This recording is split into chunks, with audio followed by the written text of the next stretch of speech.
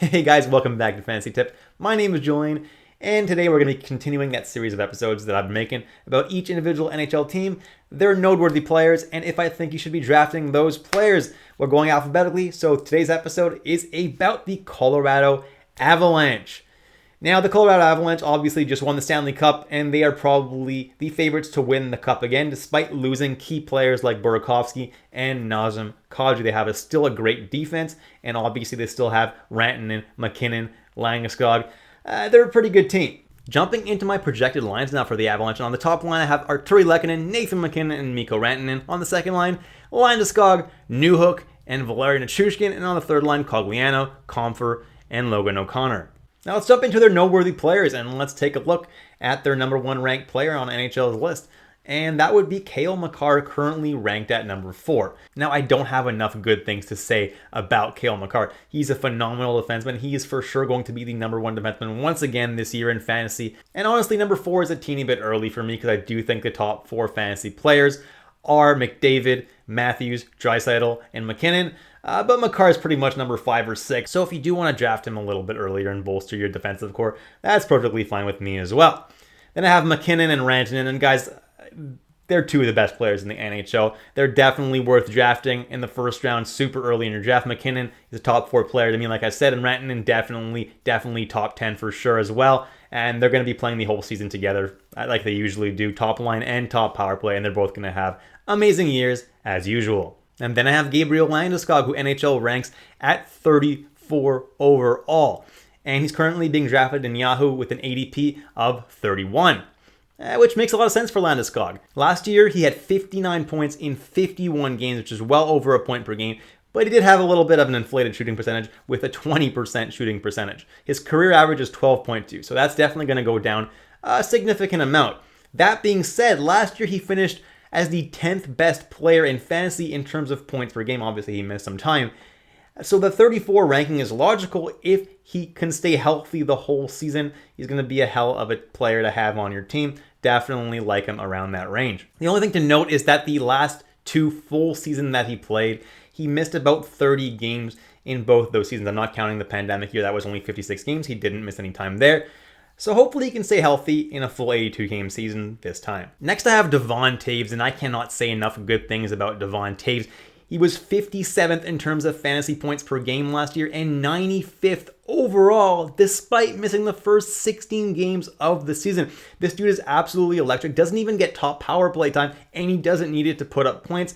That's the kind of guy I like drafting because he's a guaranteed guy. Also shoots the puck a decent amount, and his peripherals are pretty decent as well. Then I have Alexandar Georgiev, and NHL has him ranked around 104, and Yahoo's ADP is pretty much the same. However, on ESPN, he's being drafted at over 200, so no one can really agree where he should be going in drafts. Now, Georgiev should be the starter for Colorado. He should get the first opportunity to do that, and obviously, Colorado is an amazing team. At 104, though, it's a little bit risky, right? Because he could definitely suck like he did last year. And then Francouz could be getting the majority of the starts in Colorado because Francouz has already proven himself a little bit, at least in Colorado, that he could, be decent. And Georgiev was going to definitely have to have a really solid preseason and start to the year. And if he does, he's definitely going to be the guy in Colorado. Probably going to be a 60-40 split. It's definitely not going to be a huge starting position. He's not going to get like 75% of the starts or anything like that. Which is why I think 104, even if he does succeed, is a little bit early. But in ESPN drafts where he's being drafted over 200, that's definitely a good late round pick to throw at him.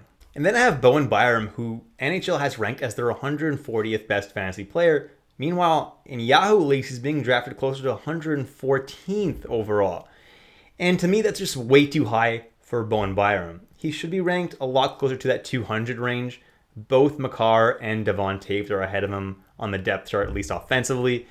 And while he probably is going to get that PP2 time with Devon Toews instead of Samuel Girard this year, I just don't see him having that much fantasy value. His peripherals aren't anything too spectacular, and honestly, that shooting percentage was a little bit inflated last year as well. I just don't see him having a whole lot of fantasy value this year, despite him being a great young prospect. Obviously, if Makar gets injured, then Byram probably jumps onto that power play 1 and definitely has a lot more value. But as of right now, I don't like drafting Byram this early at all. And then I have Valeri Nichushkin of the Colorado Avalanche. NHL has him ranked at 148, and Yahoo he's being drafted around 153, so pretty much the same there.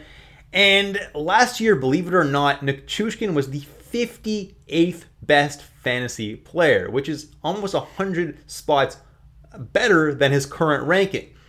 The big thing is that obviously the Avalanche lost Kadri, his line mate, and obviously losing Kadri is going to hurt Nichushkin a lot. But, like I said, he was 58th in fantasy points last year. I don't think it's going to hurt him 100 spots badly. So I think Nichushkin is definitely still going to have a great year, still going to play on that second line for the Avalanche, and one injury gets him onto that top power play. And I didn't even mention that Nichushkin shoots the puck almost 3 times per game. He's going to have himself a really solid year. Then I have Pavel Francouz being ranked at 161 in Yahoo leagues. He's going around the same range.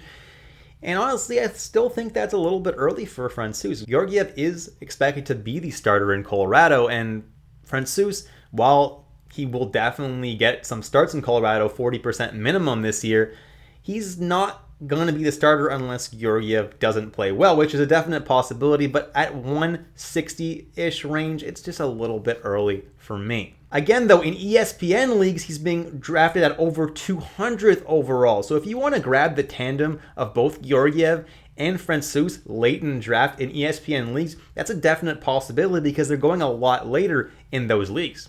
Then I have Artturi Lehkonen. NHL.com has him ranked at 219th. And in this range is an absolute steal. Last year, he finished as the 229th best fantasy player overall, and most of that was with the Montreal Canadiens. Now, if the Avalanche keep the same lines as they did in the playoffs, Lehkonen is a top line player with MacKinnon and with Rantanen, and was also playing on their top power play, and he had 14 points in 20 games in the playoffs, so he can definitely exceed that ranking.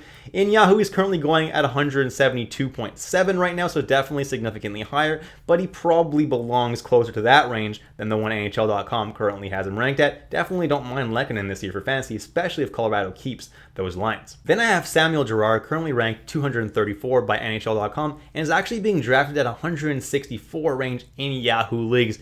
This is absolutely nuts to me because Samuel Girard finished as the 418th best fantasy player last year and 380th in terms of fantasy points per game last year. He just was not good, and I don't think he's going to have that great of a season again this year. It looks like Bowen Byram is probably going to take his spot on that second power play, and honestly, his peripherals just weren't very good last year, and Samuel Girard managed to be a negative player on a team that is just so good, and there was pretty much no negative players on Colorado except for Samuel Girard.